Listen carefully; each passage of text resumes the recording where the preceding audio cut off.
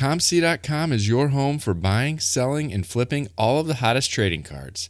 Their consignment marketplace is home to over 23 million cards across all major eras and genres.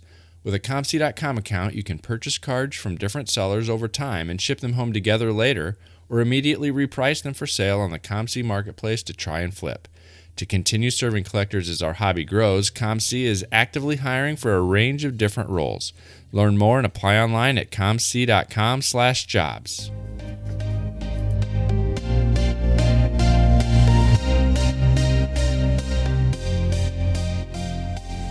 You're listening to the WaxPackHero Sports Card Minute, a podcast where we discuss both the hobby and business sides of collecting. I'm your host, Mike Summer, and I want to help you buy, sell, and trade your way into a collection you'll love.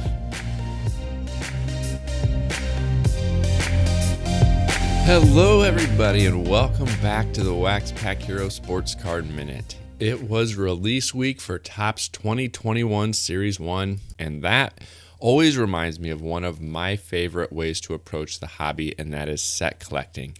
And so while, yes, I will be putting together a set of Topps 2021, and I ordered a couple boxes directly from Topps.com. They had them for $80 a box, which is about just under or just over half of what they're selling for on Blowout and some of the other big retailers, which is about 3 times more than they probably should be selling for. But regardless, I was able to pick up a couple boxes. I will be putting together that set, but that is not what I am going to break down today. I am going to talk about set collecting, but I'm going to be talking about it from a little bit of a different angle. And that different angle is building a set of e-Pack hockey cards that I purchased on COMC. The entire set was purchased and built via cards on COMC that were originally sold by Upper Deck via e-Pack. A little bit of a different take that a lot of people haven't maybe considered, especially if you're a hockey fan or a Goodwin Champions fan, especially if you like parallels or some of the relic type cards. That might be an option to consider. And so I wanted to do something a little bit different, and this was an approach that I came up with. And so that's what I'm going to kind of break down today. It's actually an extension of a guest blog that I did for the COMC blog. And so I wanted to go ahead and leverage that work that I did for that blog and turn it into a podcast episode, because I think some of you, the listeners, may enjoy hearing something a little bit different. So I wanted to leverage that blog that I did with COMC. And so today we're going to talk about set building via Upper Deck e-Pack cards purchased on COMC. It's kind of a mouthful. Before I get into the blog, though, I want to again highlight Underdog Events and Collectibles. They're an online shop run by collectors for collectors, and they break new product every Tuesday, Thursday, and Sunday night. And they also have a very vibrant Facebook and YouTube community. The community on Facebook, it has a lot of opportunity to ask questions, to participate, engage with other people. YouTube's a great platform for watching their breaks live after you've bought in directly at udogcollect.com. And so just wanted to call them out. Check out udogcollect.com if you want to get in on some affordable breaks, and tell them WaxPackHero sent you. All right, so the Upper Deck e-Pack program has proven to be a successful integration between both manufacturer and marketplace. And over these first few years, I've primarily taken advantage of the opportunity just to flip those cards directly on COMC. I usually use that flipping to generate store credit, which allows me to fund my true passion, set building. As I was browsing the COMC listings last fall, I realized that even with all the e-Pack cards I was buying and selling, I'd never really attempted to build a full Upper Deck set via e-Pack. And this led to the idea that I'm going to talk about today. I decided I would choose a set that was released on e-Pack and then attempt to build that set entirely by buying cards on COMC. Well, first I needed to pick a set, and I wanted it to be attainable, which means that it couldn't be too big or too expensive. I also wanted it to be fully available via e-Pack.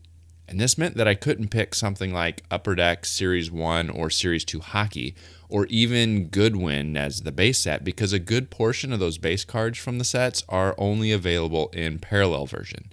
The true base cards aren't available in physical form, like the insert cards or some of the bigger hits like Young Guns. I also wanted to try and build a style of set that I'd never really done before. And so after considering all of those things, I landed on the 2019-20 Upper Deck Series 2 Rookie Materials Relic set. Now, this is a 40-card set, and it includes a player-worn swatch of some of the biggest NHL rookies of the 2019-2020 season. And one of the things that I love about hockey memorabilia cards is the variety of colors in the embedded material. They aren't just all plain white jerseys like we sometimes see with some of the other sports. In fact, only 7 of the 40 cards that I purchased as part of this included white jersey swatches. All of the rest had some other variety of color, which is really cool. Now, the base rookie material cards are not numbered, but they do have varying levels of scarcity, and the odds of the different scarcity tiers range from 1 in 98 packs up to the rarest cards falling only 1 in every 333 packs. I assume this would create a bit of a challenge for obtaining some of those cards. And since the set is numbered using player initials versus numbers, I decided to go ahead and make a checklist on Excel, and I'd use that to track my progress as I went along the way. Well, I started the process by searching for the set and sorting to display the lowest priced cards first. And I was pretty happy when I saw that the initial prices for the cheapest cards of this set were starting at around 60 cents each. That's pretty affordable for a relic card. I started at the top and began to examine the available inventory for each card. And as I dug through the listings, there were a few things I was looking for. I wanted to find a variety of swatch colors, like I mentioned before, and ideally I wanted to find the cards at the lowest price possible. But that brings me to something else that often gets overlooked. Whenever you're considering purchasing on COMC, you should determine if the seller accepts offers. There's many times where even though a seller's original asking price isn't the lowest on the site, it becomes the lowest after they accept an offer. Sellers are more likely to give you a discount if you're buying multiple items from them, so trying to bundle multiple cards from the same buyer was another priority for me. And over the next several days, I was able to end up purchasing 37 of the 40 cards from this set for a total of 24 different sellers. Now, side note, can you imagine the cost of shipping if I had to buy these cards from 24 different individuals on eBay? Well, the total price was $72.37. However, I was able to make offers to 7 of those sellers and ended up getting a small discount of around $4 or about 5%. I was hoping for a little bit of a bigger discount, but with it being a fairly new release and some of those cards having a limited inventory due to the scarcity tiers that I talked about, it wasn't completely surprising that there wasn't as big of offer discounts available for these. The average price for the first 37 cards was about $1.85 per card. Now, there were 3 cards that proved to be pretty elusive in my initial search. And Capo Caco and Quinn Hughes were a couple of those cards. There was one other one that I can't remember the name off the top, but there was 3 total cards that fell in the 1 in 333 pack scarcity tier, and they were a little hard. There were none available at all on COMC. And this brings me actually to another little hint, tip, trick, whatever you want to call it. And that is, when you're looking for a card on COMC, how do you get notified that that card becomes available? COMC doesn't offer this functionality directly on the site, and so you've got to get a little bit creative if you want to get notified when the card you're looking for hits the COMC marketplace. And the way that we do that is through eBay, because eBay does have a notification functionality. And since every card on COMC gets cross-listed on eBay, you can use that eBay notification tool to get notified. So I went ahead and did that. I set up alerts for those 3 remaining cards, and each time one got listed on eBay, I got a notification. From that point, it was pretty easy to then look at those listings and see if they were a COMC listing or just a listing from another random seller.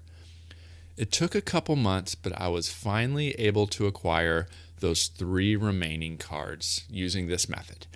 The Adam Boquist, I probably mispronounced his name, that card cost me $3.50. I paid $15 for the Quinn Hughes card, and the Caco was the final card, and it set me back $12.99. Now, the final cost for the full set of 40 rookie relic cards was just shy of $100. Since I operate in advanced reseller mode, I'll need to add an additional 25 cents when I have them shipped home. So my final delivered cost will be somewhere close to $115.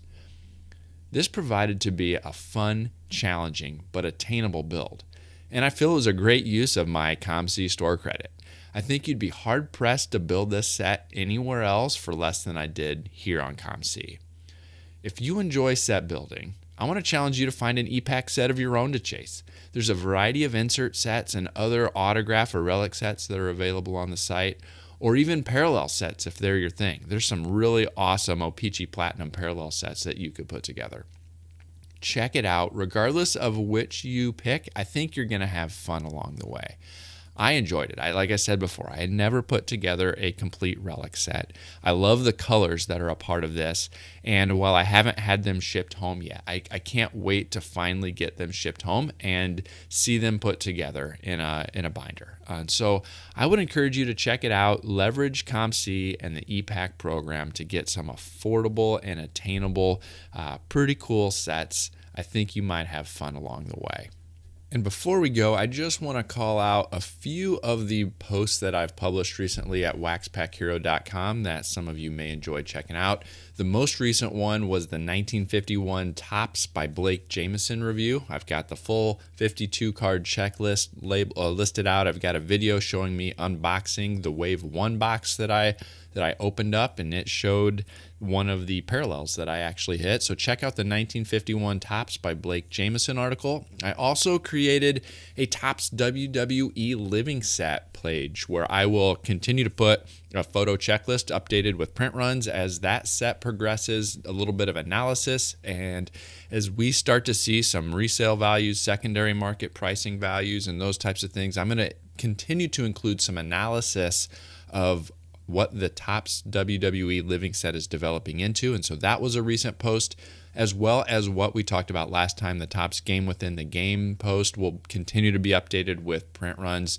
The Acuna print run just came out and it sold over 5,000 copies. And so now we have back-to-back cards with Trout and Acuna that have been the highest two print run cards for the set. And the resale values on those continues to kind of hold around the list price. And so people who bought with a volume discount are able to still make a little bit of money, but new collectors or people just wanting to pick up singles are still able to get that at a fairly affordable rate, even after the purchase window closes. And so check out the 51 Topps article, the WWE Living Set article, and the Game Within a Game article. I think you might enjoy them. Regardless of what you check out, let me know what you think. I'd love to hear your feedback. Send me an email at waxpackhero@gmail.com. Leave me a rating and review on your podcast app of choice. And that is all I have for you today. So until next time, keep on collecting.